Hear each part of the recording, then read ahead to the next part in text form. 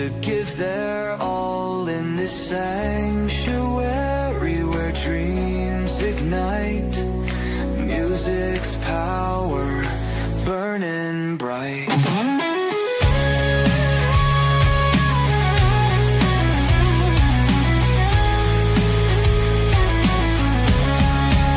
Rockin' interviews, stories shared, chill hangouts, no time spared.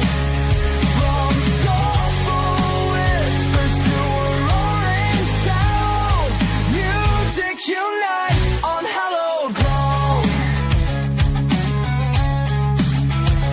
Glick's house of music, a place to be for every heart, wild and free. Music's embrace, forever strong, a symphony of life all night long.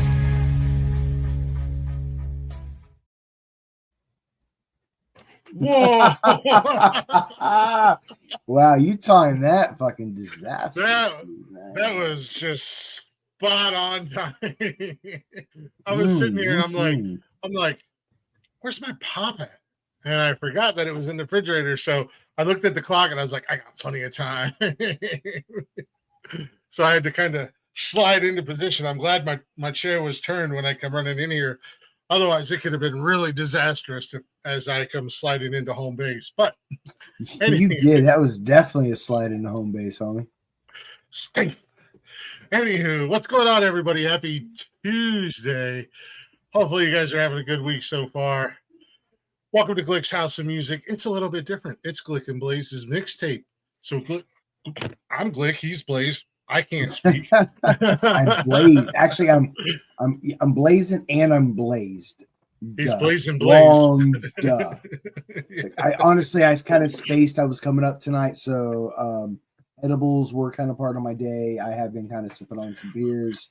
So yeah, fucking let's do this shit. I would have been 100% honest with you. I wouldn't have been too heartbroken if you're like, yeah, I'm high and lost in the woods, Glick. I'm not gonna make it tonight. No, I made sure I found myself out. Yeah, found myself out of the woods. Yes. No, but yeah, welcome to Glick's House of Music right here on the Nonsensical Network. And if you're not already, go ahead and check us out everywhere, guys. Facebook, Instagram, X, and TikTok. Shows live a lot during the week. I don't know what days exactly everything is going on anymore. I know Tuesdays for sure. I know. Fridays, Yeah, for Saturdays. Fridays. Yep. Yeah. So you know what? I think that's not bad. Not bad at all. I'm not. You know. Granted, I've dropped a lot off of my plate, so I'm not too upset with it. You know, we get our main shows out there for the people to see, and then, you know, when people are able to do their other shows, then so be it. Or other projects that whenever Blaze and I decide to pull the trigger on, we will. But we're in no rush. We're in no rush. There's no rush, but there's definitely a sense of what's that word? Aspiration? Some aspiration. Oh, yeah, definitely. I thought you were going to say urgency. I was going to be like, no. It's kind of the same thing as rush. No, that's why I didn't use the word urgency, because you're absolutely right. That would be rush. We are aspiring to create new content, Blaze and I. Benji, that's a good question. So Wally is kind of on a hiatus with family stuff going on right now. There was a medical issue, so it happened coincidentally as he was starting his show. He tried to power through it, but family is priority. So yep. He's doing his thing. And so all I will ask is send your thoughts and hopes and prayers for those who pray. Yes. I know his family, they're doing better. Things are going great. I know his wife just had his birthday and they're celebrating that. So yeah. Purple. You know what's funny? I've always thought I look great in fucking purple. I was going to tell you earlier. I'm digging the shirt, man. I'm digging the shirt. This is actually this is a shirt I bought from Dixon some years ago. It's a weed shirt. It's purple. I've always loved it, and it's summertime, so I pulled on my bright short sleeve button ups out of storage bin. There you go. It's a good summertime shirt. You know, I'm rocking the summer of no sleeves. That's just going to drive you insane all summer because I know how you feel about, sleeveless shirts. But nonetheless, I'm not mad at that. I'm not mad at that. I was like, yep. I think I have that vibe going on right now. I got a fresh haircut today. I trimmed up. Look at you, man. I can throw some soap on my body and shower and scrub. Like I said, I went deep in the woods with the camera today, weed and edibles, and it was a good day. But we're here for music. We're here for music. I was just going to ask you while you were out in the wandering the wilderness trying to find me, which I tried to explain to you. Fuck that. I enjoy modern civilization. Do you listen to tunes when you go out there? Do you have tunes in your ear when you're out there? Yes and no. When I'm actually walking, I don't. There's times there's a couple spots I go where there's a bench that I will sit down, and then that's when I turn on the music, and that's when I start to like kind of get lost in the area. I'm more visual at that moment because I'm listening to the music, of course. Mm-hmm. But when I'm actually walking and stuff, I don't like the distraction. I like to hear my surroundings because you don't know what's going to be out there. I've been in situations before out in the woods where it was good that I had my senses with me. Mountain lions are a thing. Snakes are a thing. I was going to say, you keep messing with the wildlife out there. So yes, if you guys follow a couple of my social medias, I think I posted it. All right, so I crossed paths with a snapping turtle that was, I swear to God, it was over 100 years old. That thing was huge. And that the day after I came across, I think water moccasin. So I come across, shit that I need to listen out for. So yeah, sometimes but I do find moments where I do sit down and I do listen to music. So what do you listen to? Like, does it just depend on the day or the vibe, or do you have a set playlist that you enjoy when you're out in the wilderness? I do have a set playlist, and I have shared it on here, and I've actually updated it recently. I added my own cover art to it. It's on Spotify. Where my phone's at? There's my phone. I will look that up. But I don't always listen to that. A lot of times it is dependent on my mood. It's called Blazin Stoner Mix. You can find it on Spotify. I'll throw the link up on Facebook later. But some days I might be listening to Cake all day. I might be listening to the Monkees all day. I might be listening to NWA all day. I might be listening to. I recently found out the very fun. This is totally music related. The very first punk group is called Death. Their music came out in the 70s. I read the exact year, but I found them up. But their CD wasn't released until 2009 because the Death name of the group was so controversial back then. It was also, they happen to also be the first black punk group in which they started punk. Yeah. Death, D-E-A-O. If you don't know how to spell it. I was going to say, well, if it's spelled the way that Death is spelled, then. It is. And I was wrong because I listen to a lot of philosophical lectures and stuff on YouTube, and some of them do intersect with philosophy when it comes to genres of music, punk being one of those ones. Brittany, her and I actually got in a conversation. I hit her, hey, what is your opinion on punk philosophy, basically? But so I started to go down that rabbit too. Philosophy with Blaze. It does. It absolutely fucking does. So I went down that rabbit hole and I discovered Death, and I've been recently kind of listening to them. So yeah. Nice. Yeah. I think I like to every once in a while. I like to what was it last Monday? Memorial Day Monday last week? I went to the beach, man, and dude, it was nice. Just put my earbuds in and just kind of chilled. I wanted to check out the new Morgan Wallen CD or album, which was fantastic. Shout out to Morgan Wallen and his 975 songs that he put on one album, because they were one right after another. They were really good songs, and a nice little mix of everything in there, as far as feelings and whatnot. But then it came up to like an 80s hair band playlist on YouTube Music, which was like, I don't know why, but it's working for the day at the beach today. And I was like, fuck it.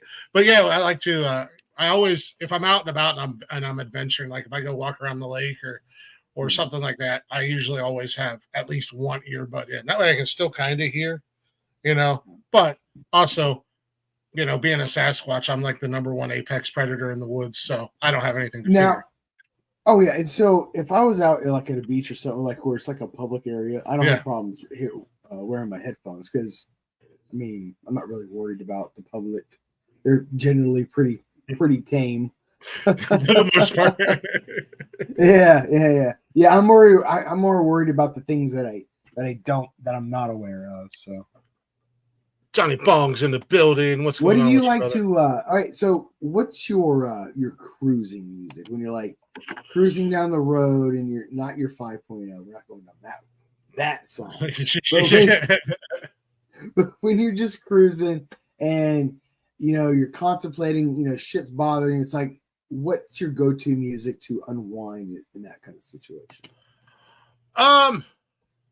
It depends on my mood. That's the mood I'm talking about. The mood I'm talking about is, let's say, like today I was in a fantastic mood when I was out driving. So then let's talk about that mood. Let's stick with that mood. Your fantastic mood. Yeah, I was in a fantastic mood. So it's a lot of more upbeat country songs, and whatnot. And because I am a big fan of country music. I love the 90s, but yeah, it's like a lot more upbeat country music, or more like when you say upbeat country music, could you mean like I don't know, Alan Jackson or some Jason Aldean? I don't know. Yeah, like some Jason Aldean. Johnny Bone, cheers to you. Like Jason Aldean, especially with my mood I'm in currently. I haven't been able to wipe a stupid grin off my face. So like Jason Aldean's got some good songs. There's some other artists out there that Sam Hunt and whatnot that have some good songs that are just good to put the windows down and cruise to, especially when you're kind of, my emotions positively are kind of elevated right now. So I want that. 90s country is the best. Sure, yes, sure. I'm no stranger of telling people I don't agree, but I will say, but that's the reason why I brought Alan Jackson up. Because Alan Jackson has some like good beach vibes. Him and Kenny Chesney. So in the 90s, when I would go to parties and shit, when country music would pop on, I'd be like, oh no. But Alan Jackson, for some reason, some of his shit was just really poppy, fun. Yeah. You know what I mean? The beats, I didn't care about the lyrics, but the beat was resonating. And I can't fault him for that. But country music as a whole, I'm not a huge fan. Yeah. But Alan Jackson, I'll make a little exception. But like Alan Jackson, Kenny Chesney, there's a few others that have like if you're on the water somewhere. The Copenhagen song. I love the Copenhagen song from LaRue. What the fuck is this? Oh, Chris Ledoux. Yeah, Chris Ledoux. The rodeo cowboy. Yeah. I said LaRue. Ledoux. Thank you. Yeah. And that's the thing. I don't even know what type of country it is. I had a buddy that would play that song when I was in Alaska, and that was, I didn't know who the singer was or whatnot, but that song was just fucking fun. It was about spitting Copenhagen. Yeah. Chris Ledoux is a former rodeo guy. And but Okay. then he turned into a country singer. He makes some great. He makes some great fucking music, man. He's got a song called upbeat party vibes. He's got a song called The Cadillac Ranch, where basically his mom and dad turned their farm into like a country dance club, and the sister's got a job, his brother's got a job. He's checking IDs at the door and stuff like that. So we just had an evening like that. Took around lake spitting and fixing shit. Yes. I said LaRue. You know why I said LaRue? I have an airman, Jesse LaRue. God dang it! I probably shouldn't have said that, but he was a good. He's one of my best airmen I ever had when I was in the Air Force. So name LaRue popped in. Yeah. But Ledoux, Chris Ledoux. It was my buddy Bob up in Alaska that would play that song. He was a Nebraska boy, big into rodeo. That makes so much sense now. Yeah, because he had one of those big ass fucking like rodeo belts. That was his thing. That he was like really into rodeo and shit. People who are into rodeo are definitely going to know who Chris Ledoux is. They're definitely going to know who Cody Johnson is. Cody Johnson's a new country guy that just kind of came on the scene a few years back. They're definitely going to know who Cody Johnson is. These are guys that were formerly a part of the PBR and stuff like that. And for one reason or another, left and went to country music, was like, oh shit, we can actually sing and we can write songs. I want to make a comment on this right here. So this is how I know 90s music is good music, because this generation now wears nothing but fucking 90 music fucking bands and shit. Yeah. Like I have some old like 90 shirts that I wear. I have a Sublime shirt, I got a Nirvana shirt, and I wear that shit unironically because I'm a fucking quote unquote Peter Pan sort of dude. Somebody reminded me what that meant recently, but I'll run into people that that's a cool shirt. And I work at a liquor store, and a lot of young people will come in and they're wearing their Nirvana shirts, the Pearl Jams. I do see some Led Zeppelin, of course. That's a lot older than the 90s, but still, the 90s has some really, really fucking good music that I think is resonating with the generation today.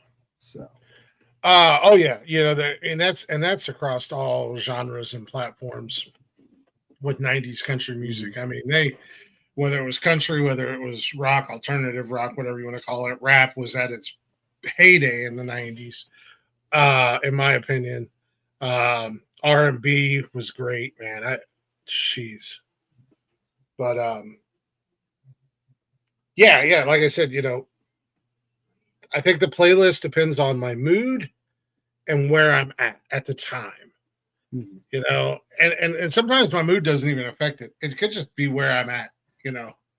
On who and what I want to listen to, because and I love rock music, but I don't want to listen to like heavy metal rock if I'm like in a good mood and I'm like, hell yeah, man, I just had a great day.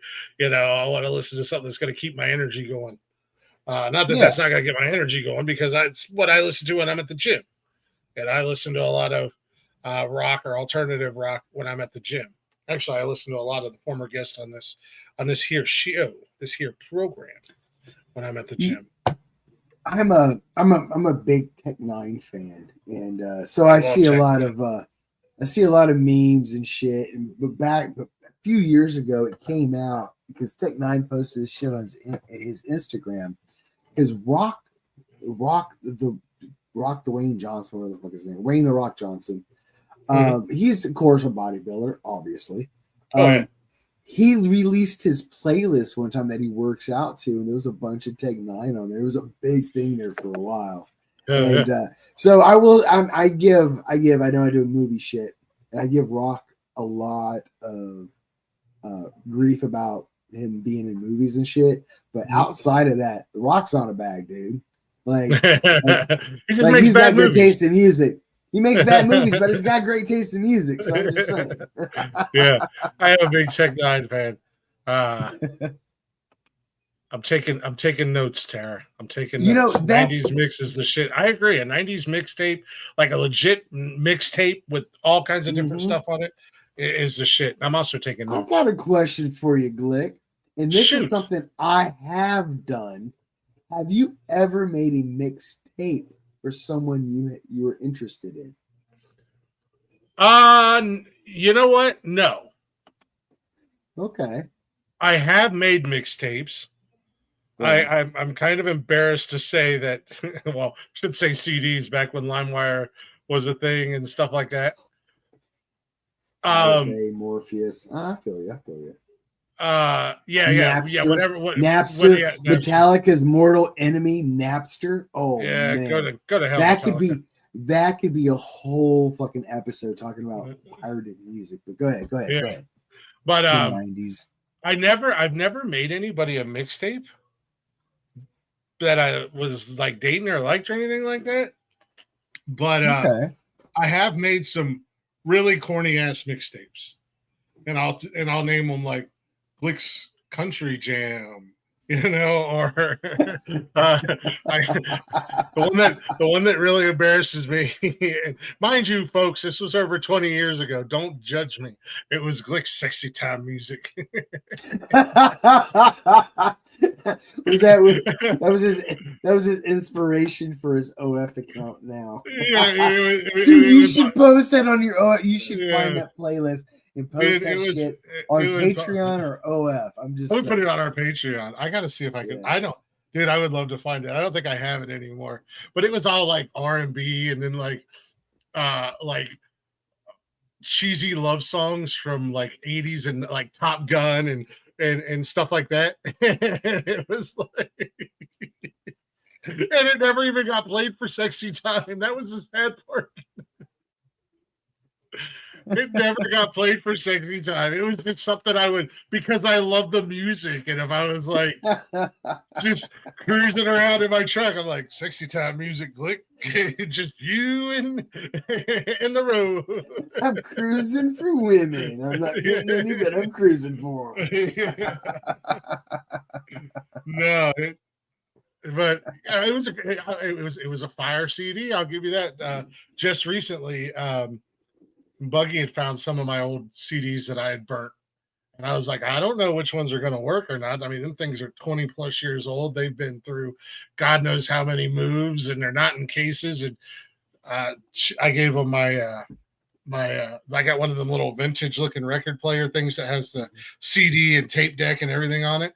I gave that to them. And so she discovered my CDs. She discovered her love of Garth Brooks. But she took them up there, the ones that she found. And she was like, this one don't work. And I was like, throw it away.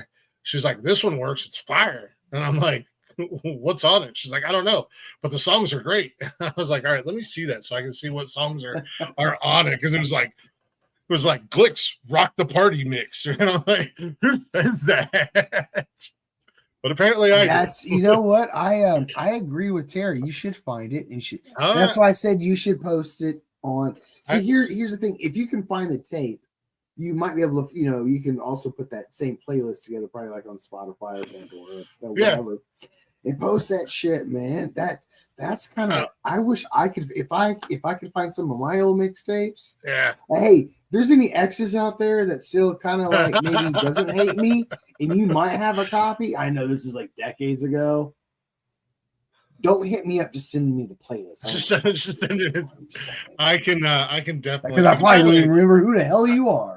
I could probably remember most of the songs on there, Tara. So that can be arranged, and I can play it for us if you'd like. That sounded dickish, but I do remember my first kiss, not the first mixtape.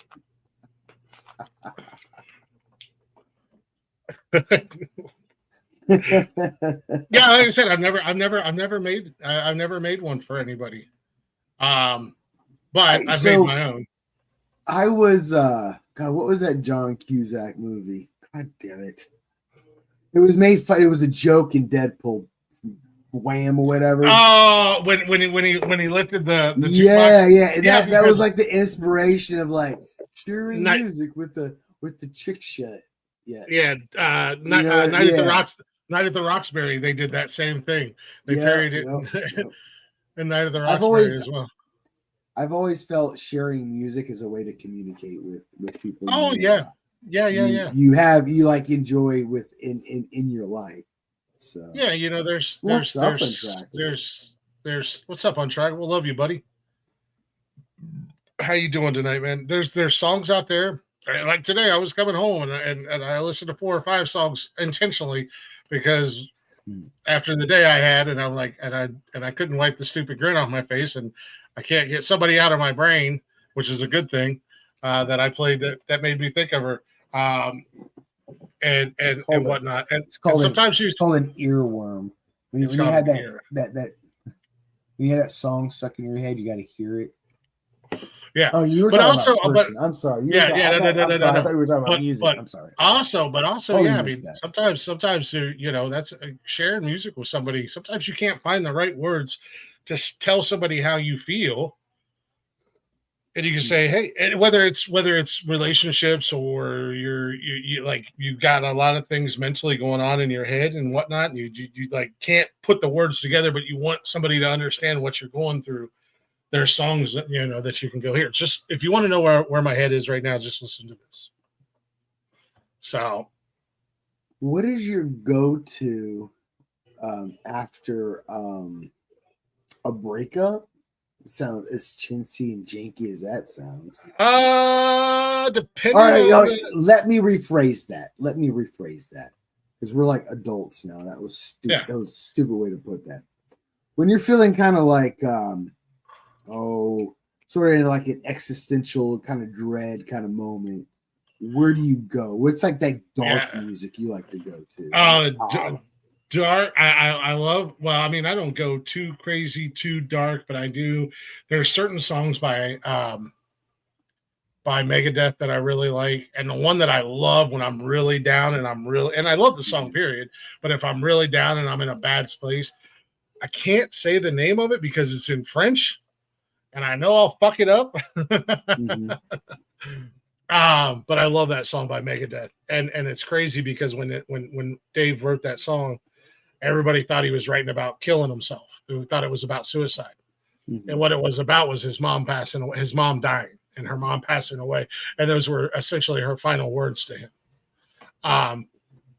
But they interpret it in the song, but I like that. There's other bands, there's some Ozzy stuff that I'll listen to. Megadeth, Iron Maiden. Speaking of Ozzy, I heard a quote from him recently, but go ahead and finish. I'm sorry. I do want to circle back to the Ozzy thing. But yeah, like with that, when you're in that state, it's like a roller coaster. Sometimes you're sad, sometimes you're mad, sometimes so the music changes when you're kind of in that headspace and in that world. Some of it's super angry, and it makes me want to kill the world. Other times it's like I just want to crawl in a hole and die. and listen to this sad, pathetic fucking music that's just it just numbs. But we don't have to go. We don't have to go down. I didn't want to go down the feelings part, but just like the music. Oh yeah. But I need to go make the bladder gladder. So do you mind if we go take a quick break? Then I want to come back, and then I have another question for you. I've got all kinds of new music in here. I haven't got a chance to play yet on the network. Actually, this came out a couple. Go ahead. I'm going to interview the interviewer. Ooh, and Blaze isn't even an interviewer. No, sir, I'm not. This one came out a few weeks ago. Haven't had a chance to play it on the network yet because we get to yammering and talking and having too much fun and we forget to take breaks. They were on a few weeks back. Brother and sisters, undefeated with their newest song, Just the Way It Is.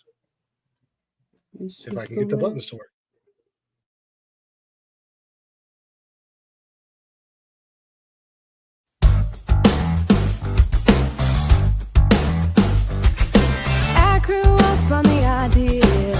What you make it. Time takes a back seat. It's just the way it is. I grew up on the idea forever meant forever. Sparks didn't matter.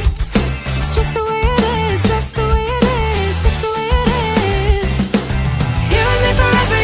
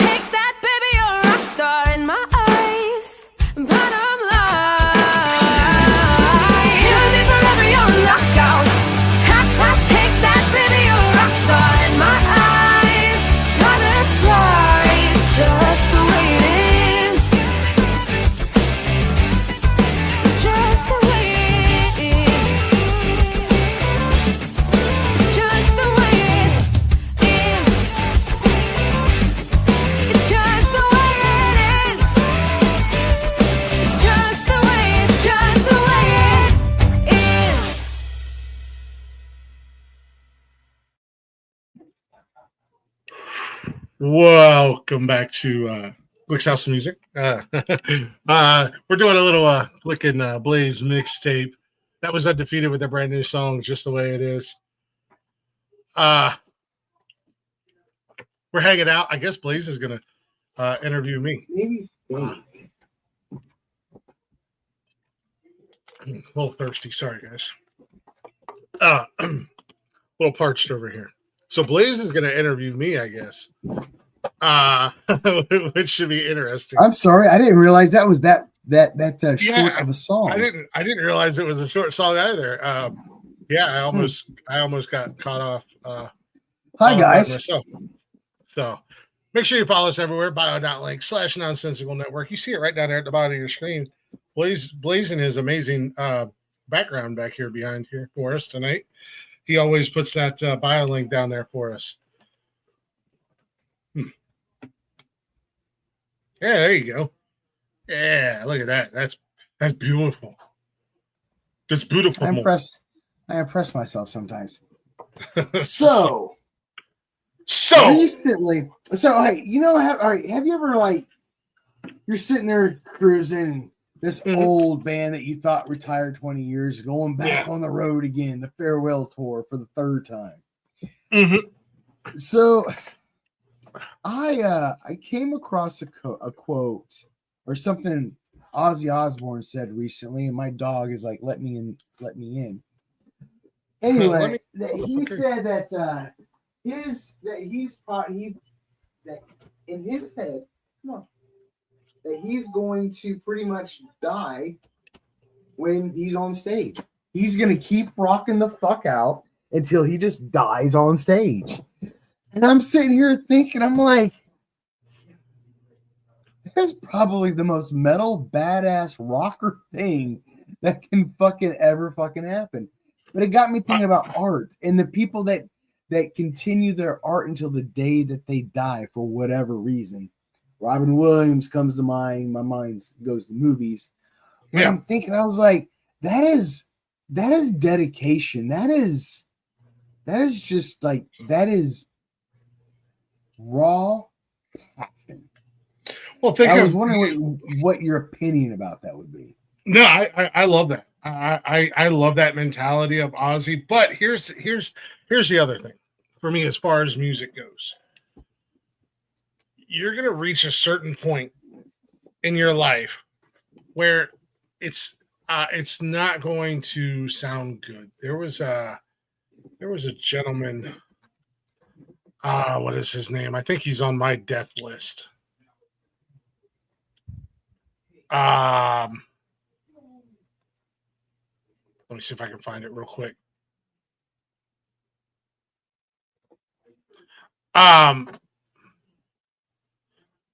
But here's the problem I have with it. At some point, you become a circus act, and you're not able to perform.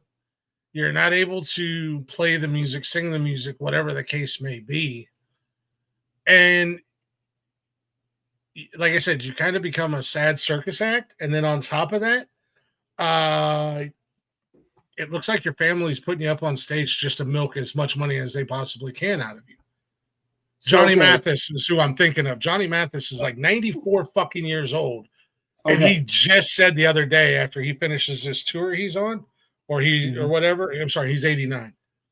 When he finishes whatever stretch he's on right now, he's done. Mm-hmm. But Homeboy doesn't look like he knows where he is, what year it is. Yeah. When he's on stage, he's just a sad old man. And it's like his family's just pushing him out there because he's got the name. You can't, first of all, you can't just look at a person's physical appearance and automatically jump to their cognitive and relate to their cognitive prowess. Yeah, they might be slow getting that thought out. But that thought is still coherent and rational. It's just slow getting out. That's totally different than them not being in control of their faculties. And that's not so much dependent on age. It's granted, it's more, I think people associate dementia with old too much when there's been people that like in their 70s, like I think of a popular modern philosopher, and I've been going through a lot of his stuff recently. That's why it's on my head, is Slavoj Zizek. He's 6 years old, and that dude's sharp as a fucking tack. Oh yeah, there are some people. Artists. This is a lot. Oh, I got to land this plane, dude. Artists are a lot of artists are thinkers, and when you're writing and stuff, it keeps your mind more nimble. Think of it as like, let's say instead of going to the gym to keep your body healthy and stuff, every day you write and you're performing, you're doing your art, you're keeping your mind sharp. So when I see somebody like Ozzy Osbourne saying that himself out of his own mouth, I don't look at that as his family is trying to get more money out of him. I see it as a passionate artist doing what he does until the day he croaks, because that's what he fucking loves. Raw passion. So that's the way I see that. I think a lot of people think I can see how somebody could be exploited, but I think if they were in that sort of cognitive decline, they wouldn't be able to perform at all.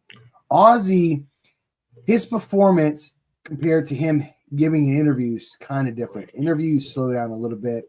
When he's on stage, he's trying to hurry up and keep up. I get that. But as long as he's enjoying performing his art, and as long as the audience is going there and enjoying him performing, I don't think it's exploitative at all. My plane is landed. Yeah. No, that's just my, I mean, like I said, I think they reach a they reach a point where I don't know, man. I'm gonna stand on that hill. It's just sad. And I mean, for Ozzy for Ozzy to say, I'm going out on stage, that's expected. That's fucking metal as hell of Ozzy to say. You know, you're not gonna hear Randy Travis go, I'm gonna die on that stage, you know, because he's, you know. I don't see Kid Rock doing it. That's for sure. You know, I do think there is artists that are in it for solely the money and the art, and I think there are artists in it solely for the art and the money is more tangential to them, and not. I mean, it's good, blah blah blah, but they can live without. It's just the money allows them to keep doing their art in Ozzy's situation. Yeah. So, no, anyway. to a certain degree. Some people, you've made enough money. Just go be old and be happy. Just go be happy. Go be old and be happy. You've made bazillions of dollars. And because this network is not kid friendly, and we are not dare program, hashtag get high here music. Just do it.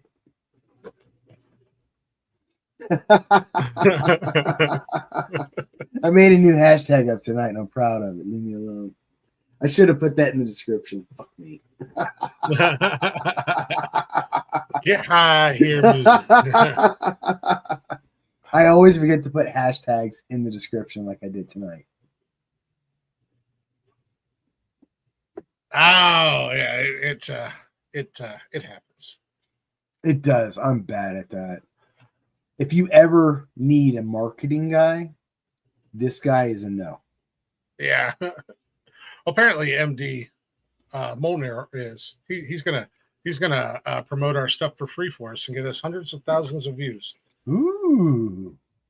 Well, thank you, Molnar. Get it up to the millions, son. Well, if you're gonna do it for free, man, just do it. Be about it. Don't tell me about it. Just do it. Look a homie up. Yeah, I'll right. give you a high five on the slide. Wally dropped by. Sorry, Wally dropped by during my whole freaking plane ride. Dude, sometimes I do have a point, and it's in reference to other things that I want to get it all out. I know. I can go for a while. I can go for a while. Sometimes man. I think I ask. Sometimes this is why I'm bad at interviews. Sometimes I think I ask a question because I want to hear my interlocutors. No, hold on. I want to hear the interlocutor's response, listen to it, and then bounce my idea off theirs. You want to go? No, stupid. Your answer is wrong, and this That's is why your not. answer I, is wrong. I did not No, say. I did I'm not just say kidding. that. I did not say that. I'm just fucking with you. No, uh no, man. I think, I think, and I've said this about like the Rolling Stones and stuff like this, and like. Mm-hmm. Sometimes I understand, like, this is what you know. This is all you know. You've been doing it for 70 years. No, it's okay to hang it up. You've done done it.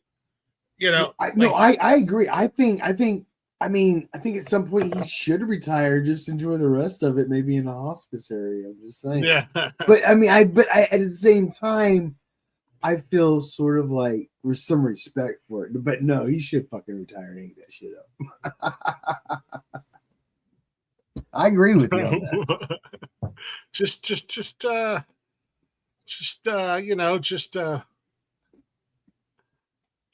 just go enjoy yourself. You know, you got a few good years left in you. Go enjoy it. You know, and you know, that's the other thing, man.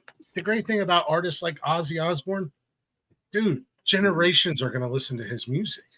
My kids are starting to listen to Ozzy. As much as I hate to say it, but Metallica, because I'm not a Metallica fan, but they're generational. My kids are obsessed with Metallica right now. They act like it's brand new, like it ain't been out for 40 fucking years. Like we ain't all tired of Lars and that other jerk off on Metallica. You know, I can't think of his name. All right, do this. Let them know about the whole Napster controversy. It might sway their opinion. Dude, they're the generation though where they have Spotify and YouTube Music and everything like that. That's not going to mean anything to them because all their music is free now. That's the thing. Like, that's a good point. It's very the music they're listening to from our generation or even earlier than that. They're so disconnected from the actual artists now digitally. Oh shit. There's a fucking critique right there on the fucking state of fucking shit in the world.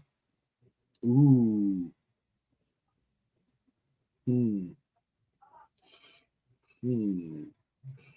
It's interesting. Mm-hmm.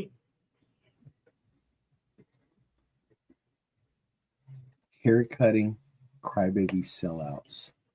But that's the thing. Think about that. 20 some years ago, they lost their mind because we were pirating their music and they were losing a couple pennies here and there. And now it's free everywhere. Yeah, you can still go. There are some hardcore guys like myself. You know, like I've got this big record player here, and as soon as I can, I want to find somebody who can fix it because I do enjoy going and buying vinyl, and I will go back to buying vinyls once I get my record player fixed. But at the same time, there's this mentality of why buy music when I can get it for free? Right now, I'm buying it for nostalgia.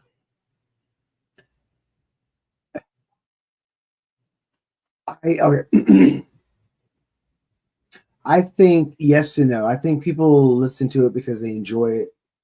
I think the way that the music industry is, the vulturous tactics they do on the artist, I think is what's messed up. But I do see what you're saying.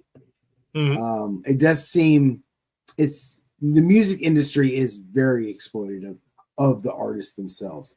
That's why I think when I see people like Taylor Swift and the way she took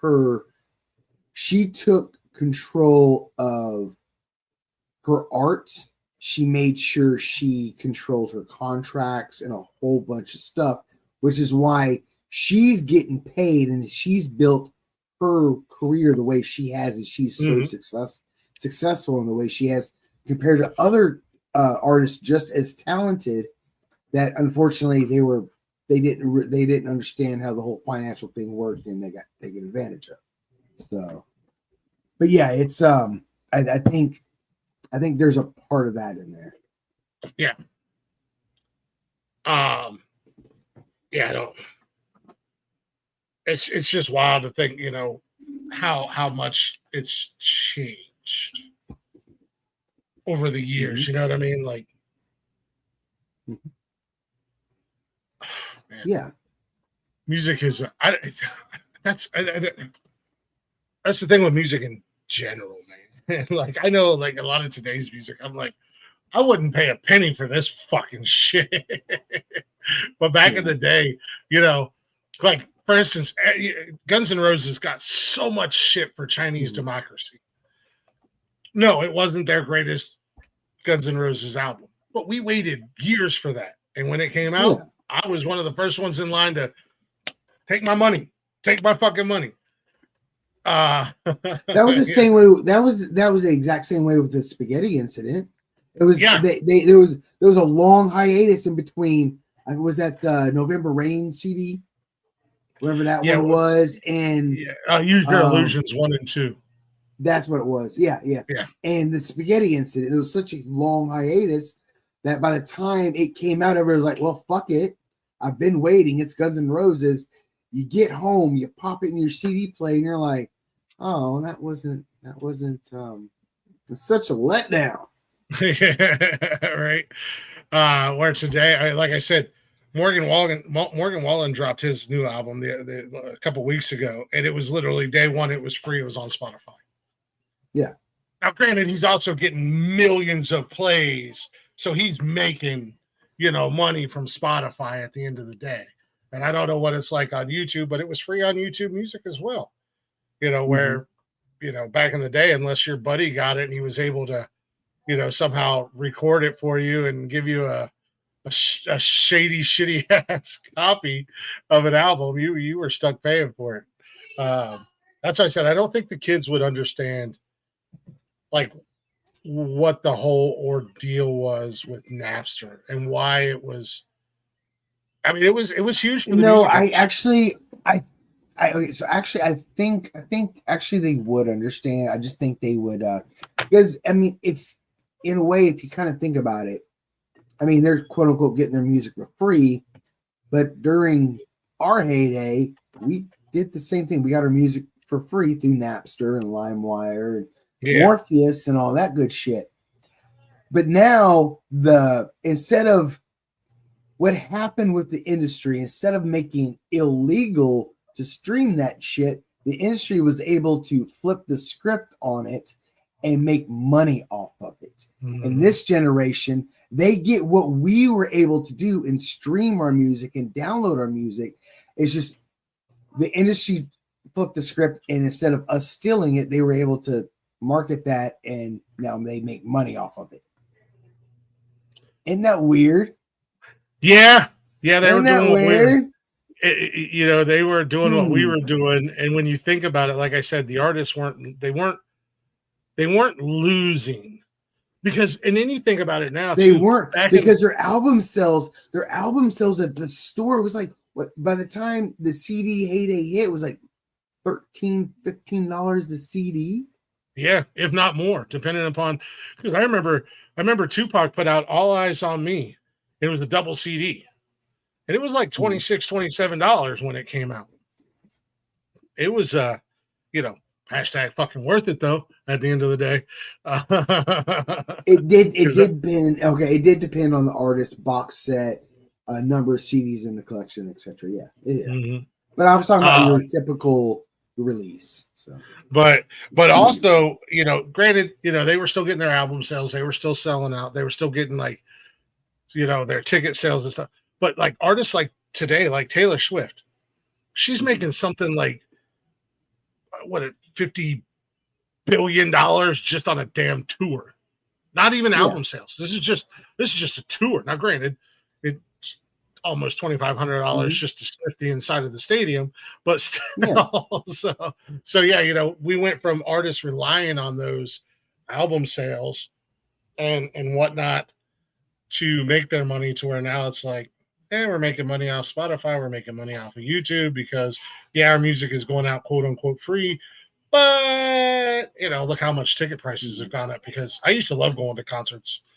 I remember the first Ozfest I went to I got tickets down in the pavilion because this was at the amphitheater back home or here in Columbus. And I think they were like $30, $40. This was down in the pavilion. This was down in the seating area. The lawn tickets were like $15. A few years back, I went and seen Jelly Roll at an amphitheater, and I got those tickets when they do the ticket week, where you can get all they have, they're $25 for select concerts and stuff. But those lawn seats, those lawn seats where you could be all the way at the very back of the lawn, we're going for like $200 a pop, if not more. And that's even before you factor in like the fees and taxes and all that crap. Because I had a couple friends that were going to go, and they missed out on ticket week, and they're like, "I'm not paying that much to go see Jelly Roll and sit 6 miles away." I'm like, "I don't blame you. I don't mind paying $25 and just finding a spot in the grass and just chilling." Yeah. Goddamn, fucking legs are on fire. That's right. I know I look distracted as fuck tonight, but I'm like, my legs are itching and they're peeling and they're like, I don't know, they're just driving me crazy, and I'm just like, Glick is a Bigfoot that's been too domesticated, so when he steps out in nature, it hurts him. nature kicked my ass. So sorry for looking distracted tonight, guys, but I'm like, Blaze told me the other day, he's like, "I think you got sun poisoning." I said, "I think you're fucking right, because it's been over a week and I'm still hurting, and I'm starting to feel right now like I'm gonna have to vacuum my floor probably tomorrow, because there's just so much. I look like a snake peeling my skin on my legs. It's so bad. It's funny how much the dust and stuff that collects around our house and the dirt and stuff is literally just skin cells. But we're gonna move on from that, because that's not music wise. Oh shoot! I was listening to how the ticket sales. So there was an amphitheater in Central Oregon when I first moved there. Ticket prices were affordable. They were, not the greatest, but it was a tourist town. So for what it was affordable. A new company came in, bought the property, the venue, and jacked the prices like fucking 3 times the fucking price, man. They built a high rise fucking seating area for the rich people in town. Basically, they were like $1,000 tickets and shit. And they totally changed the whole venue, jacked up prices, and it just ruined the whole fucking experience.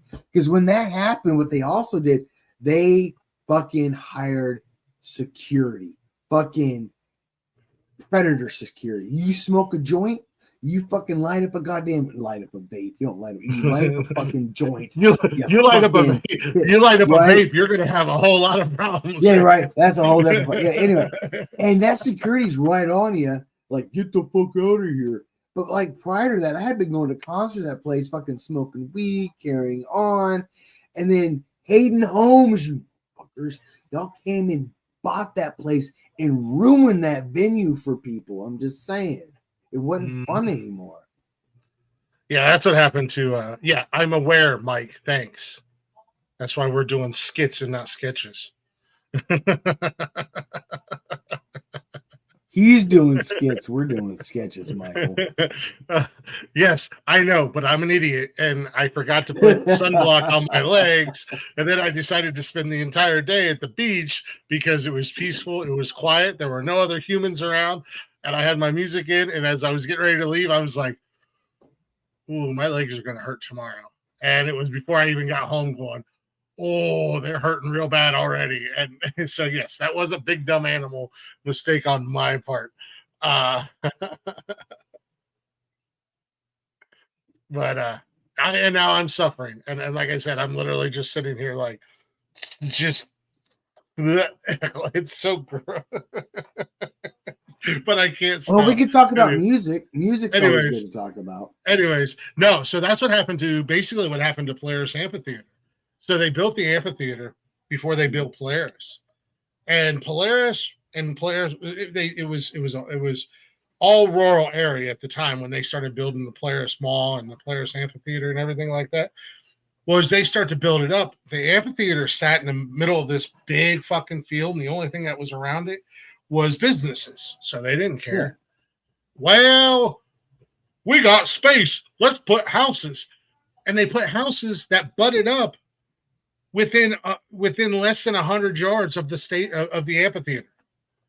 So people started bitching and complaining. And then what were they doing? Because they had stupid money that they could spend. They would go and buy up like, whole sections. So they had like a subdevelopment that was built in, and they had like a whole section of the seating that they bought, like when you buy boxes and stuff, and then they would sit there empty. Oh, wow. Because that was their protest, which most people didn't mind being in the lawn anyways, because that's where the party was. So back when I was, I joined 97. This was late 90s, early 2000s. This is when, I think this is still a thing. I don't know how prevalent it is, but it's been a while since I saw it. When I was in the military, a lot of places, military would get free tickets. It was lawn. Oh, yeah. It was totally way in the back in the lawn. In the grass, and I was fine with that. But that was a huge thing. You would go to the MWR office, Morale, Welfare, and Recreation, and be like, "What concerts are coming out?" And there was usually like 50 to 100 tickets just for military, free, depending on who it was and all that. And over time, that shit went away. And now it's like, I think back, it's like with the price of fucking concerts, it's like there was a time in my life I was able to just go to a free concert because I was serving the fucking military. And I think now it's like, I don't think that's a thing anymore. Well, they used to do. Me. I mean, I'm not trying to bring down the show, but that's just like that kind of bums me out. That's a bummer. If that didn't stop, then I'm totally in the wrong and I should shut up. But if it did stop, we should bring that back. Yeah, no, that's cool as hell. That's a really cool thing to do for the troops or the soldiers or whatever. Yeah. Whatever. I don't know the correct non-civilian correct terminology, so I don't want to get yelled at. Like some people like to yell at me when I say skit or sketch.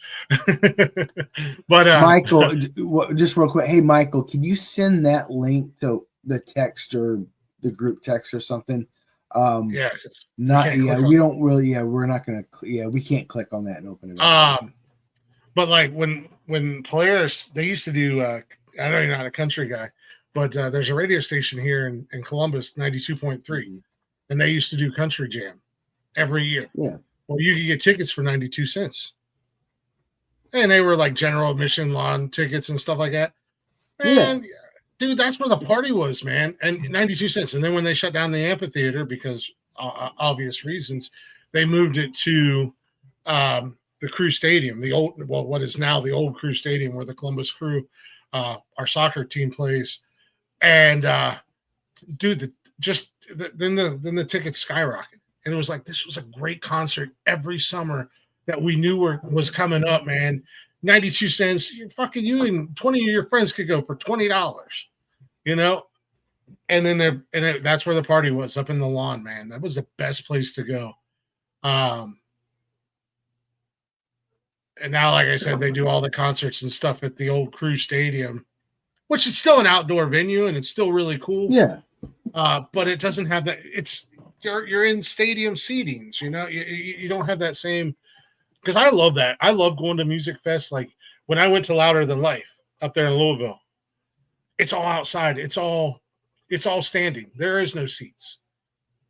You know, you stand wherever you can get to. Ohio band Acoustic Hookah. Acoustic Hookah. Is that the I'm assuming that is a YouTube video he sent. If that's a YouTube video, I'll bring it up. I'll find it. Sorry, I don't try to stare at my phone, and I'm trying to be better at not looking at my phone while we're doing this. Yep, that is Yeah, it. is it? I don't think I've ever heard of them. Where are they up? Are they up north by you, Michael? That's what I was looking at too. Can we play this? I don't know if we can play them on here. I don't know. I don't. Yeah. I've never heard of them, so I don't know how big or anything like that they are. I did, however, add the Fair Use Act, so I mean, we could listen to them, critique them, and get away with it. I mean, yeah, if you want to download it and shoot it up, and we'll take a listen. I have a feeling it's going to be weird.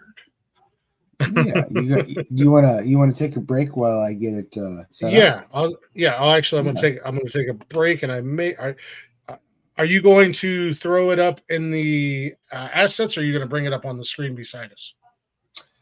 Oh, I got to shoot it over to my WhatsApp, bring it up on my laptop, and I'll present it just straight from the Chrome. Okay. I just want to make sure I didn't have to make room. No. Just go ahead. No, I'm not going to upload it. I'll share it. Right. Just go ahead. I'm going to give you about 3.5 minutes. Not long enough. Not long enough. Something four-ish. Okay. 4-ish or stone. I don't know which one that is. I don't know, man. Okay, well, I'm just going to play this. I don't know what it is. Hopefully, it's 4 minutes and 42 seconds. Is that long enough? And then that's fine. And when we get back, we're going to listen to another music. So yeah, we're going to listen to more music. So I believe this is Memphis Key, who was on a few weeks back. Shout out to those guys. Texas's own. But I could be wrong. So bear with me. If I'm wrong, I'll correct it when we come back. So we'll be right back here in just a few minutes. Up next on stage.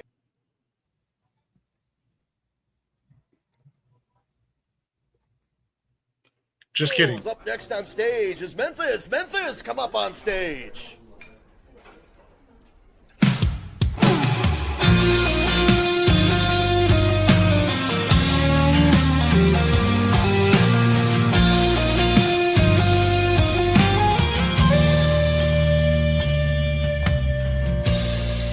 When they call your name, will you walk right up with a smile on your face? Will you cower in fear in your favorite sweater with a no love letter? Well, I wish you would. Well, I wish you would come pick me up, take me out, fuck me up, steal my records, screw all my friends. They're all full of shit with a smile on your face, and then do it again. I wish you would.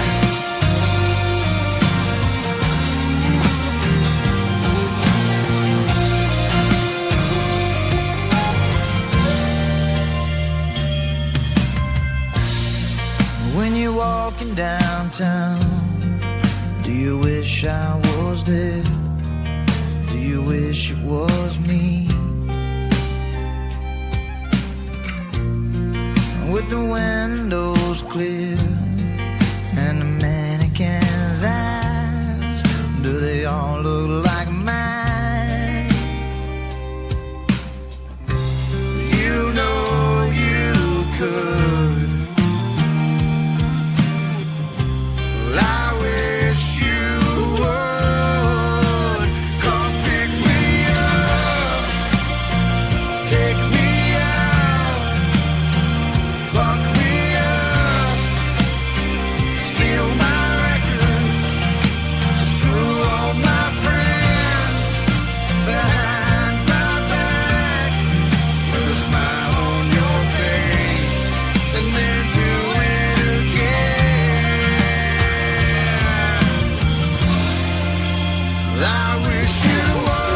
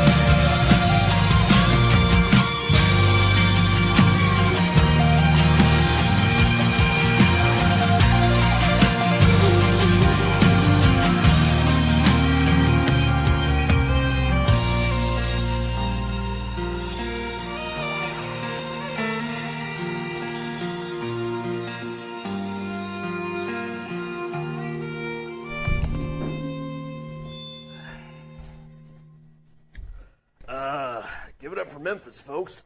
We got $2 wells.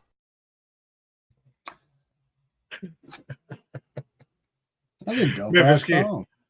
Yeah, I got that right. It was Memphis Key. That DJ, I guess he was like a lunatic in real life. Like, yeah, I guess they had to kind of talk to him because he wasn't quite bringing the right energy, and he was just kind of out there. But I think he was bringing the right kind of energy, to tell you the truth. Well, yeah, they had to make some adjustments and whatnot to get him at the right level. Like he was either too much, and then they would get him down a little bit, and then he was too down. They had to tweak him a little bit to find that right energy. Maybe I don't know. I don't know the dynamics of DJ/band, but I figured a band wouldn't tell a DJ how to DJ, and the DJ wouldn't tell a band. Well, it was for the music. It was for the music video. It's what they were looking for in the music video. Fair. Yeah, okay. I'm sorry. Yeah. I thought it was like a live thing. Okay, my bad. No. That was the music video. Yeah. That's why he was. That's why he was. Episode of Glick's House of Music is Blazin's a dick the entire episode. Yeah, joking. That's where they were looking for that, because I guess he was a kind of a wild card, but they had a lot of fun with him. And he seemed like a great, that's what I'm saying. Like, I want that kind of like crazy lunatic, especially for like doing karaoke and stuff. Because in my opinion, and not only, I guess, just kind of as a music fan myself, but in my opinion, if I'm going to sing karaoke, I want the karaoke host to be like energetic. Yes. I went to one time. Now, I don't sing karaoke. It's very far and few in between where I actually sing karaoke, but and it's been a million years. But I went one time and had some friends that were singing, and the karaoke guy was like, "Okay, up next, Blaze. Blaze is gonna sing whatever," and it was just like, "Do you need like some speed or heroin or something, bro? Like, what's going on?" But of course, then we've been then we've been to other karaoke nights where DJ is literally damn near swinging off the rafters. So we got all right.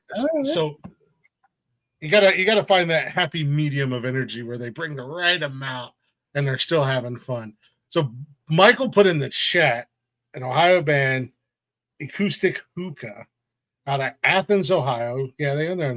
Well, I mean, just because they like a lot of, we still have to be careful on what we play. But like Blaze said, yeah, he's got the copyright thing in there, and we're going to listen to it as kind of a critique.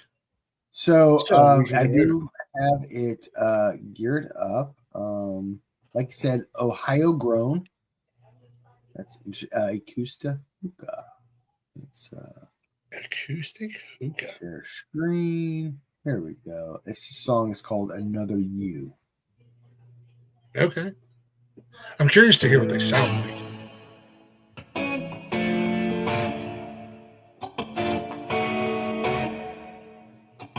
I'm wondering if he's gonna go on my stoner shit. That's what I was thinking. Yeah. I'm thinking the stoner shit. It says that not stoner, but that chill sort of. It's like chill. It's a little bit heavier than I planned on it to be.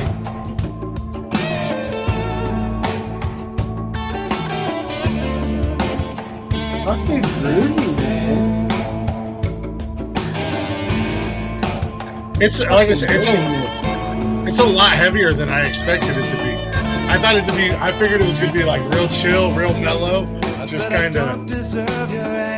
Oh, nice. I said I don't deserve her love.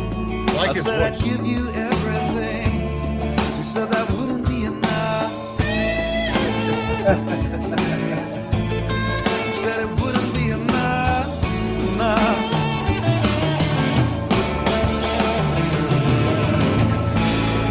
So I got down on my knees. So did it ever mean a thing?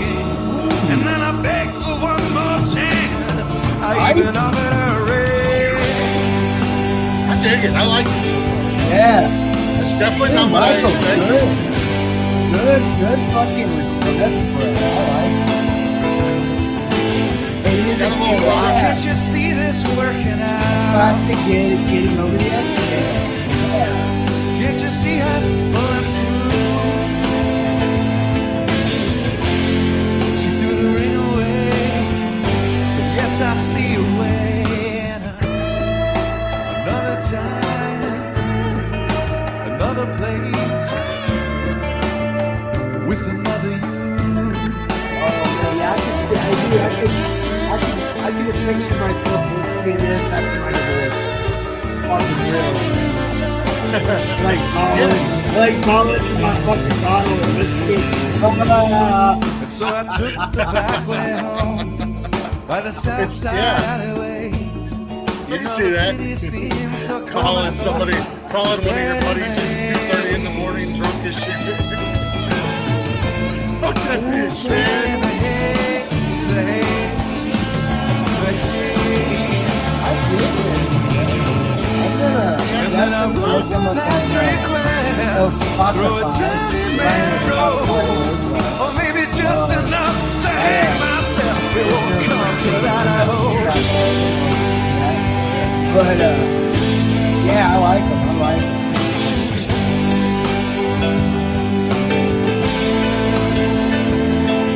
I wrote, I know that I can This change. song is like 7.5 minutes, man. Oh shit. Be the man you want me I to seen be. that. Oh, Yeah. Homeboy was really Let us going start, I through. guess. It's Check out. time to turn and Homeboy dress was really into going through when he wrote this song. He made a Another 7-minute Yeah, song. another place. he was. That was yeah, he was definitely going for it. Yeah, Ed has fight. Yeah, fucking 7.5 minutes of fucking fight. Yeah. Well, he's like, you might get a minute and a half of fighting with me. Oh my! There's some long instrumentals too. Like whoever left him, he must have been the go warning his life at that moment. He was fucked up. Like this is.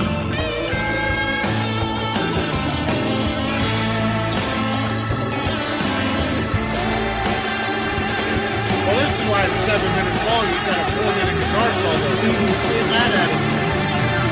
Stevie Whalen. Yeah. I'm not mad at it.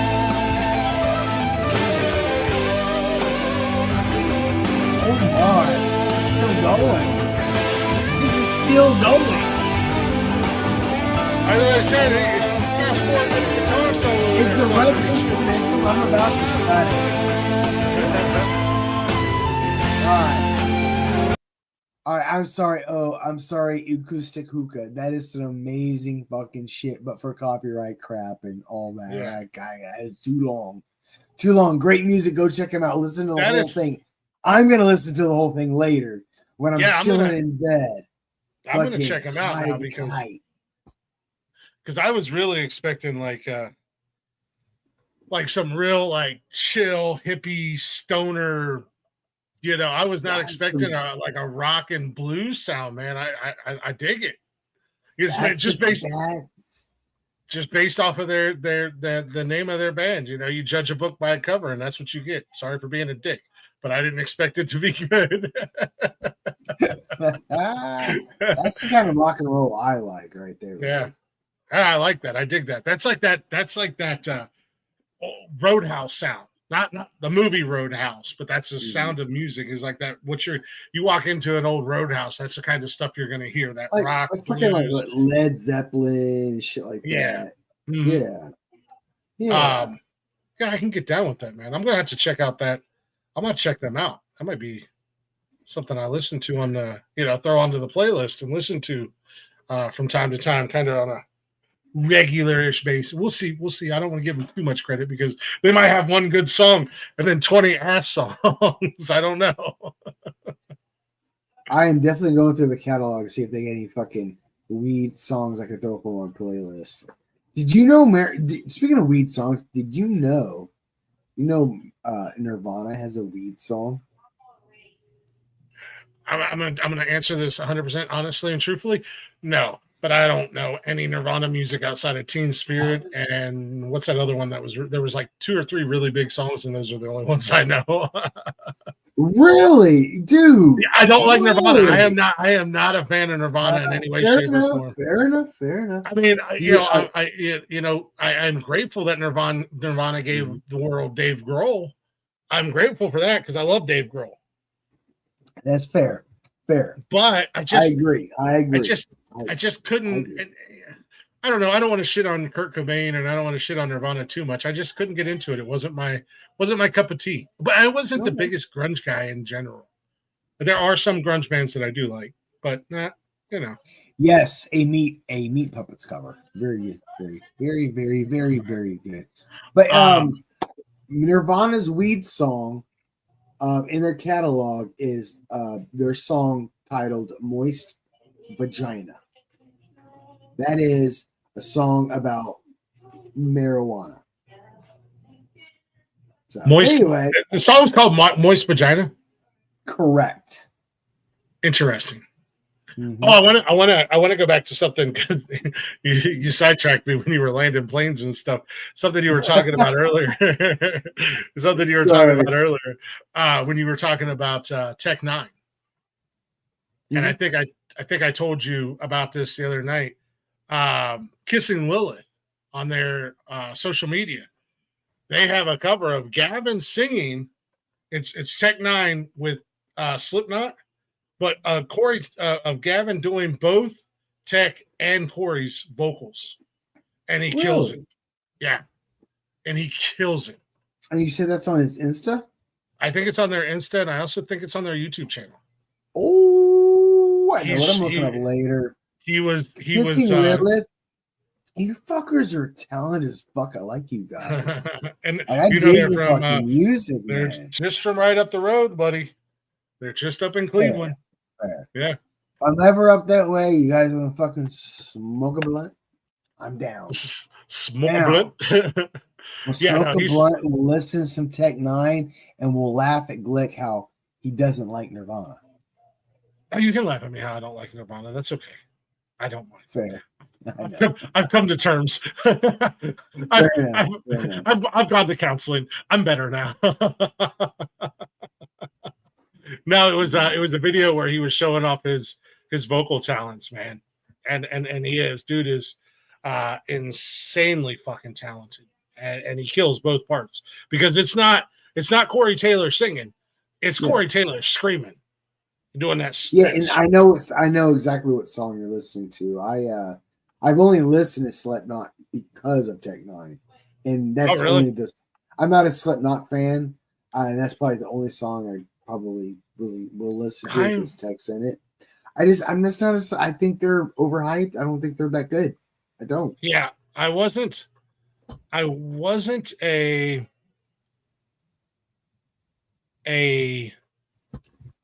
Slipknot fan back in the day, like when they first come out, like Iowa and stuff like that, because it was. I don't like that screamer. I call it Cookie Monster rock.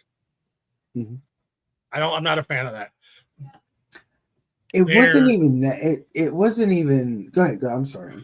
But their newer stuff of probably the last 10, maybe 15 years, I really enjoyed.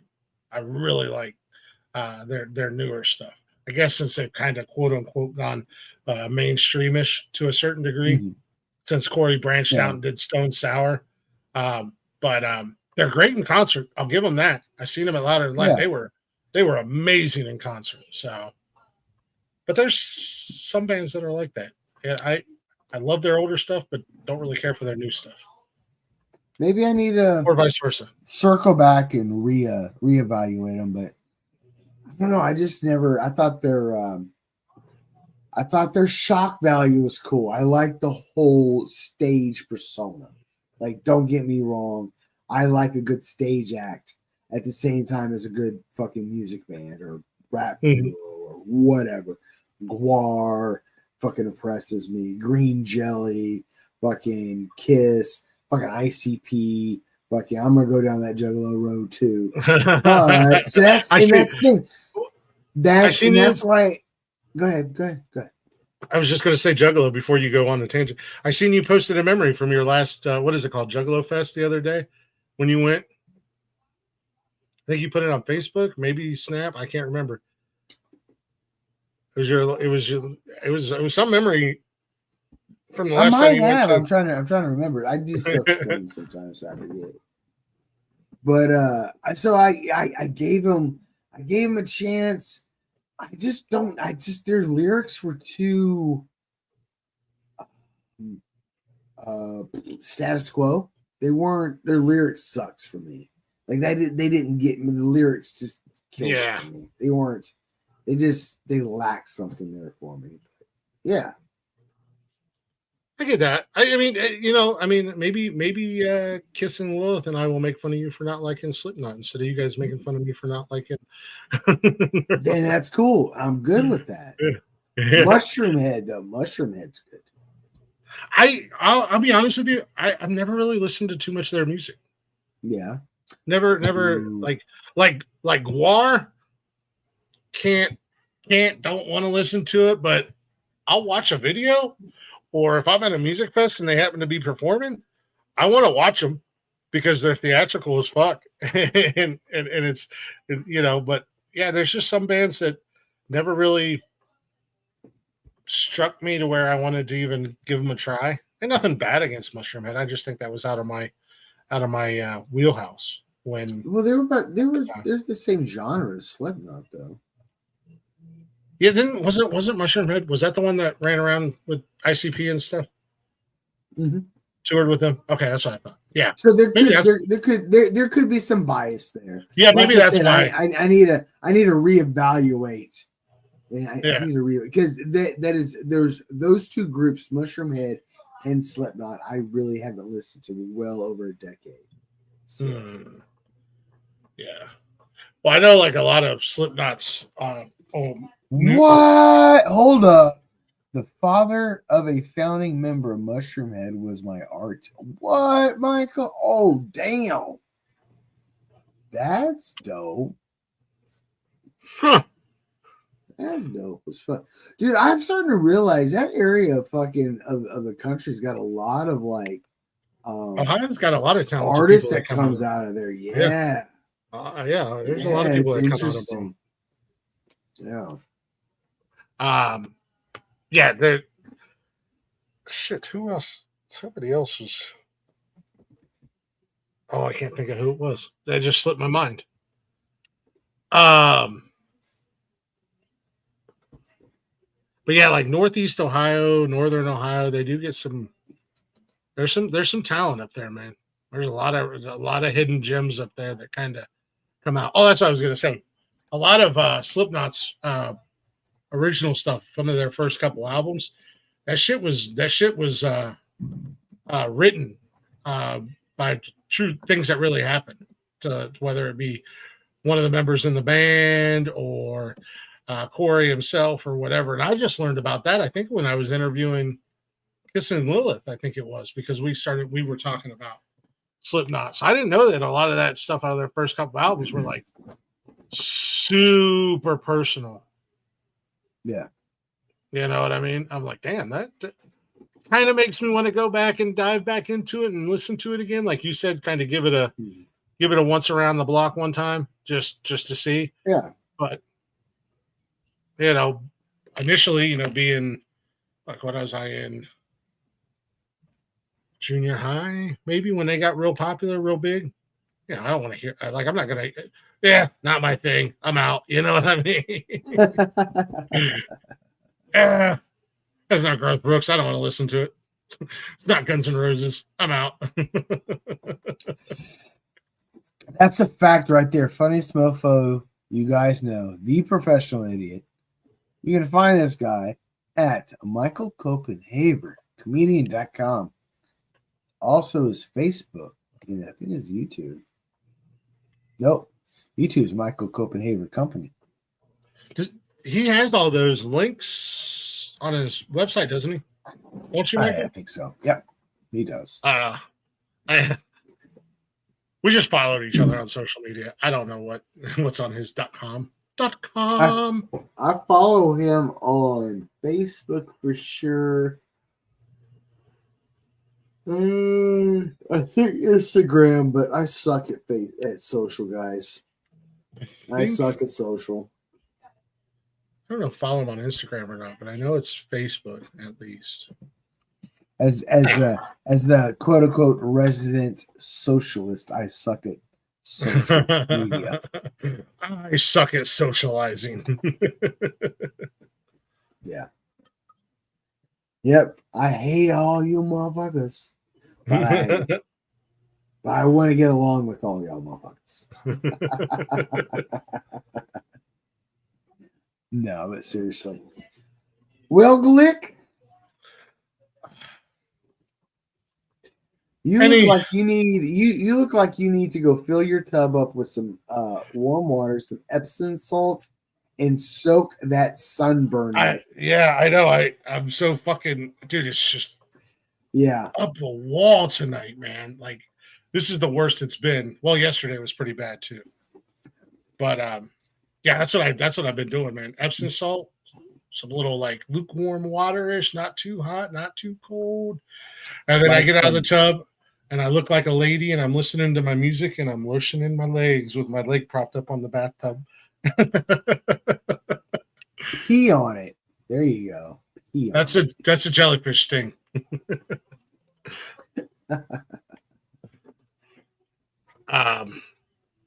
That's a jellyfish sting. Calm down.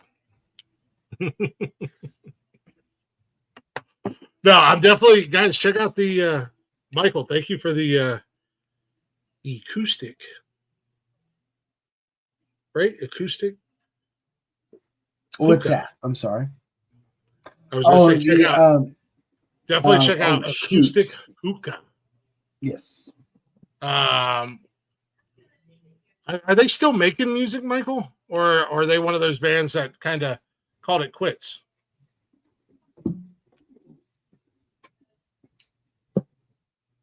Oh, I know they're badass, but that's not what I asked you.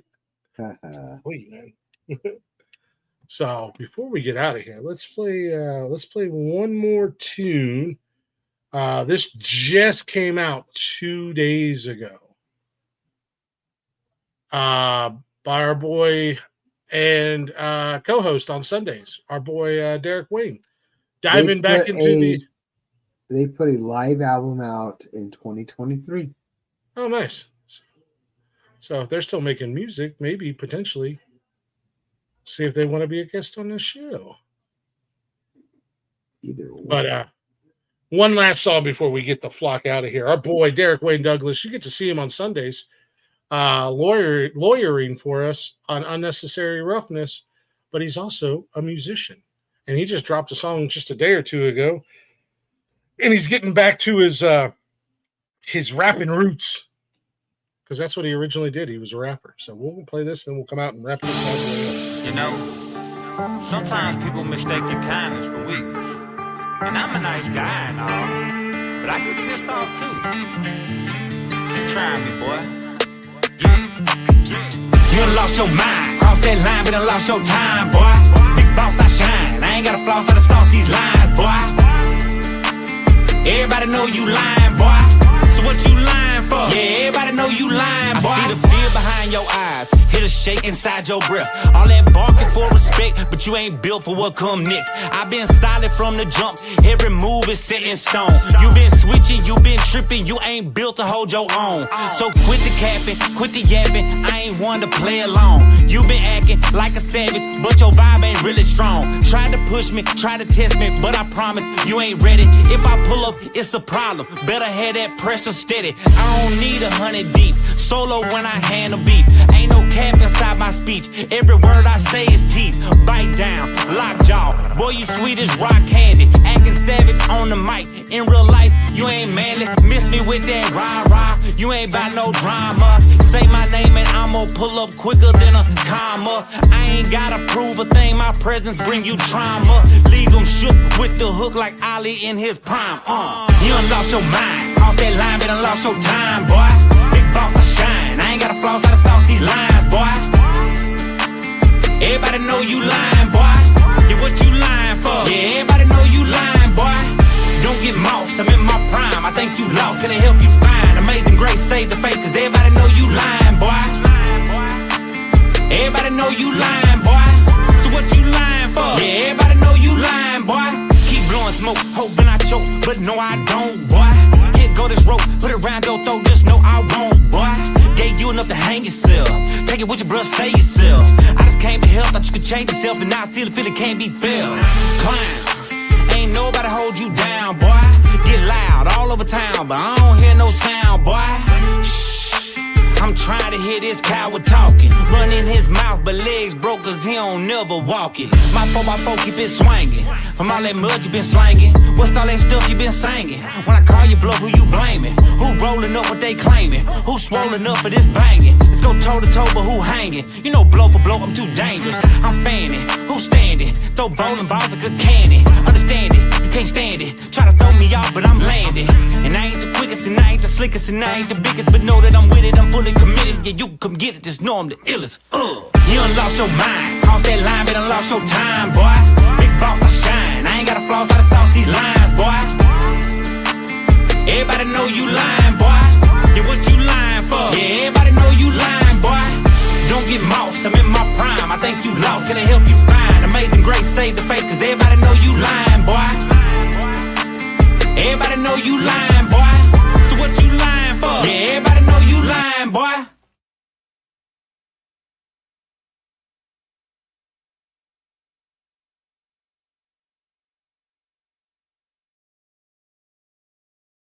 I want to know who the hell Piston Derek's Wheaties. He was angry. Why you lying, boy? Somebody lied to him a lot. Why you lying, boy? I didn't realize our lawyer was so goddamn gangster.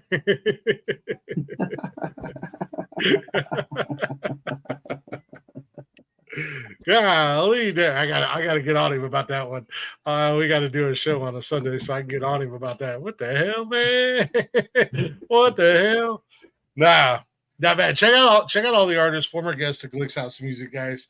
Go over to our YouTube channel, the Nonsensical Network.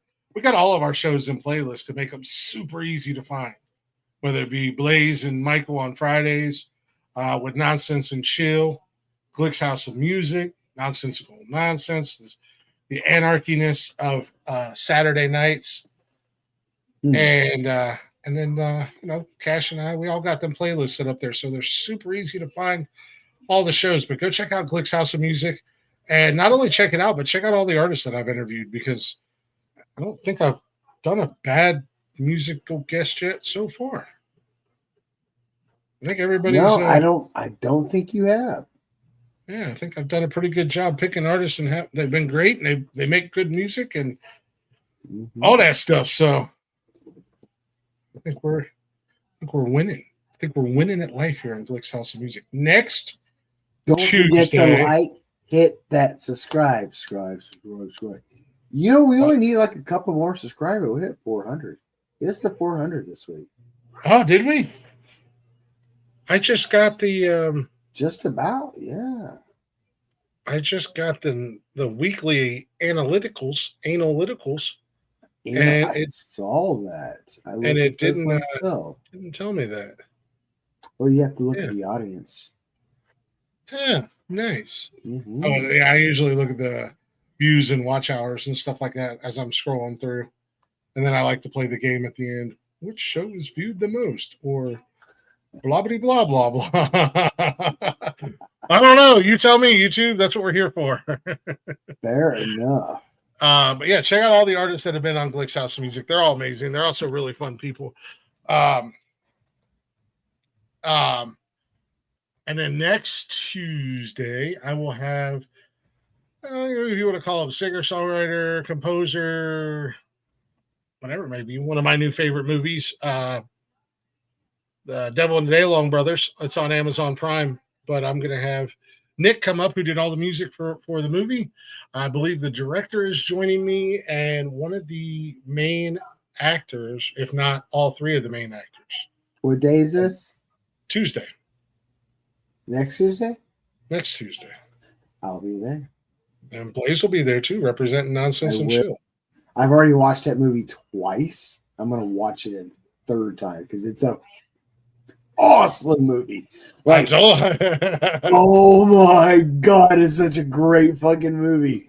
I just want to admit, like, I'm gonna jump up. I want to talk about this movie. It's an awesome fucking movie. The music was great. The music was great in it. The movie was good. And for those of you guys who haven't seen it, I don't want you to go in completely unaware like I did.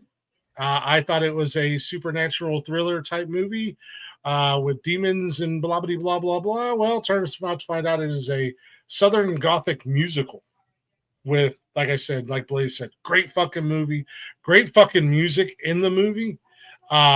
Definitely music that and I will say that I'm sorry, this movie is so good it tickled my philosophical freaking taint too, because the moral dilemma that it brings. Yes, it brings the moral dilemma element that movie brings into it.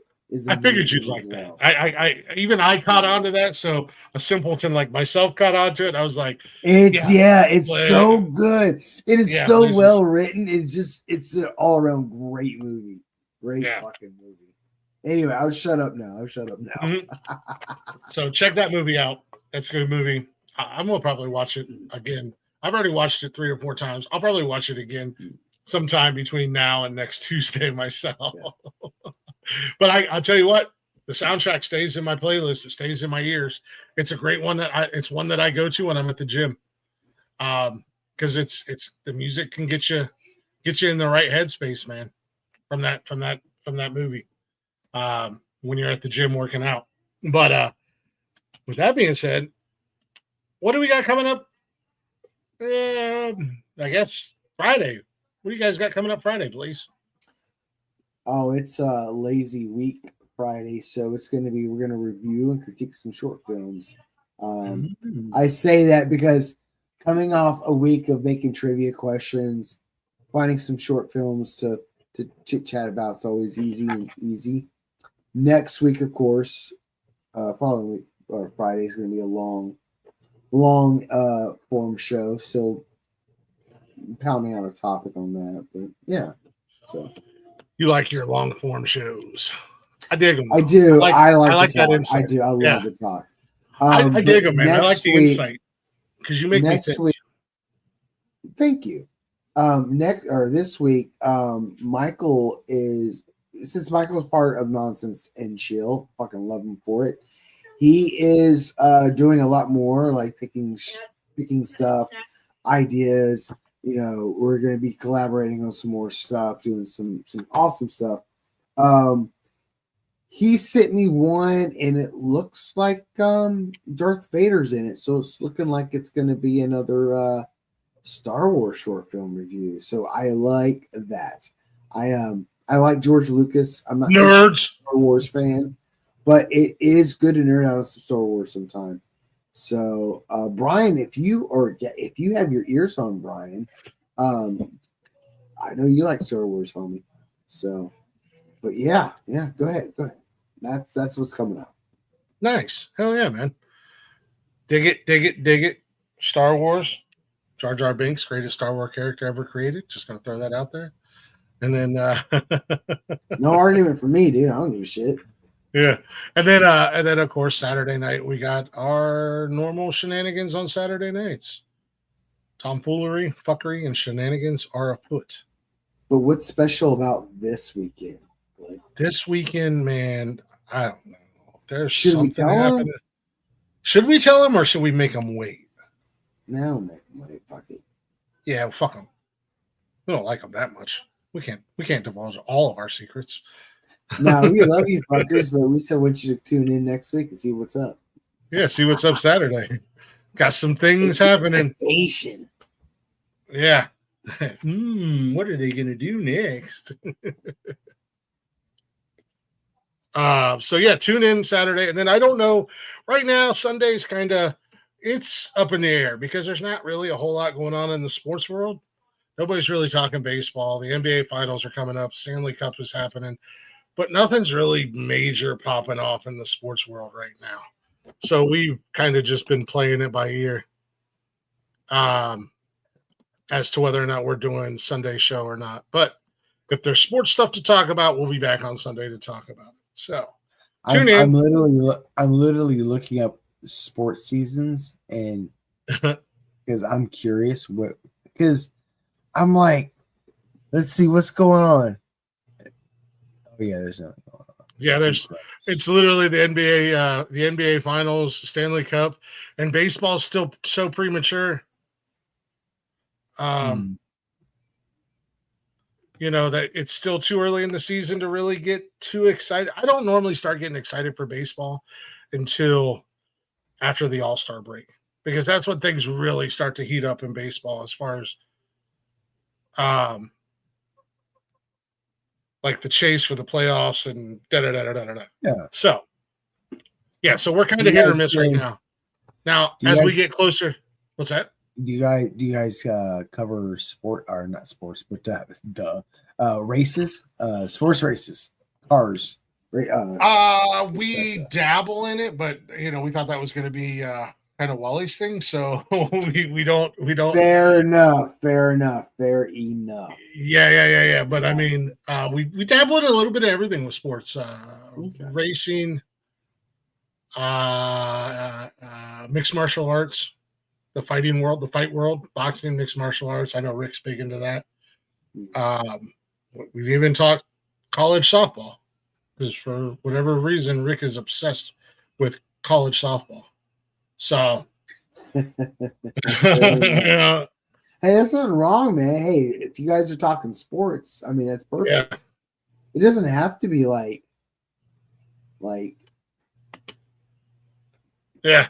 You know, the main sports. Hell, it could be badminton, right? I mean, if you're into badminton, I mean, I'm not saying badminton. X Games or dabble. We don't use that word. Yeah. You might not, but I do, and I'm going to continue to use it because you know what? Oh, here's something I just realized. A little tidbit. That joke, the dabble thing, that is a reference to a conversation I had with Stuttering John. Do you know who Stuttering John is? He was one of Stern's Whack Pack. Yeah, I actually had a conversation. He's a comedian. He's a stand-up comedian, right? Yeah, I had a conversation with him a few years ago, and it's actually up on my channel. I unprivatized it, and I think it's still there. So if you want to watch it, it's horrible audio. The echo's shitty. Because I requested, excuse me, wow, smoke weed all day, right? I requested a sound check prior, but it never happened on his part. But anyway, it might be worth a listen. It might not. It's not the bestest of me at the times, but it's something out there.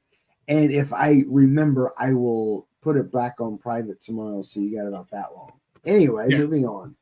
Hey, just slide it over to the Patreon if people want to watch it. Ooh, that is a great idea. I will do that. I will do that. It will go on Patreon. There we go. Yeah, anybody who knows Howard Stern and knows the Whack Pack and whatnot, check it out. Because I think, if I remember correctly, because Blaze and I talked about it, it got a little bit of drama. I don't know if it got drama. Oh, no, it didn't get drama. Anyway. Go ahead. So, yeah, check us out. Check out all of our shows. Check out all of our socials. And check out our Patreon. We do have one of them's. And that is on our bio link as well. And it's not hard to find us on Patreon. It's super easy. It's the Nonsensical Network everywhere. Super easy. A brain dead monkey could do it. So, or two. And if you're feeling extra spicy, maybe a little extra frisky, throw a third one in the mix. But with that being said, we're going to get the flock up out of here. Appreciate y'all listening. Blaze, thank you for being here. Sorry for my disgusting legs. Jumanji. Sorry for my disgusting legs tonight and being like just a mess over here. But we will see you guys this weekend. At least I think. Yeah, we'll be back this weekend. And then you'll see all of us again. I'll see you this weekend, Glick. Not if I see you first, buddy. But yes, check out Glick's House of Music next Tuesday, where it sounds like Blaze is going to be joining me again. And we're going to be talking movies and music and musicals and soundtracks and fun stuff. So now I just got to hit DOS buttons. No!